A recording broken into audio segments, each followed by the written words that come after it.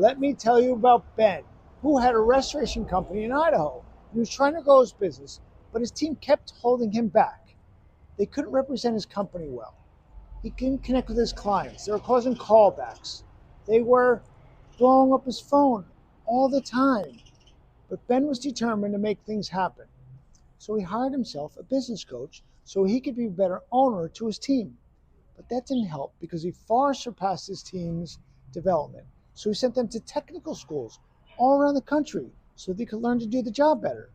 But they didn't learn to serve the client. That's exactly what he needed. So he tried pay raises.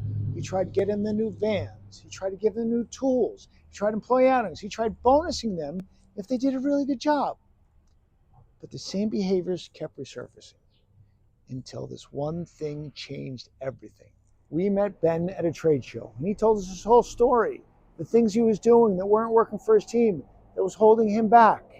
We said, Ben, we have a system for you in your company where you're not going to have to put out fires every single day, where there's a clear path for you to success. He was so excited because he knew the potential in his market. We said, Ben, what you need to do to get your team engaged is to invest in them just a little bit every single day, to show them how to think, to show them how to be productive on every single job so it's profitable, to show them how to make decisions every single day on a regular basis that benefit the company. Imagine that. Fast forward 30 days, Ben's team is dialed. Callbacks, non-existent. His net profit was up 20%, and he wasn't spending all that extra money to keep everybody happy. Ben enjoyed going to work every day with a strong team that he could trust, and Ben's business blew up. And this is the best part of the story.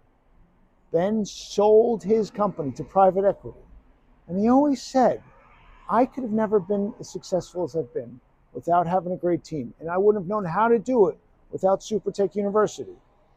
Now let me ask you, do you want to have this type of success? Do you want to have a great team?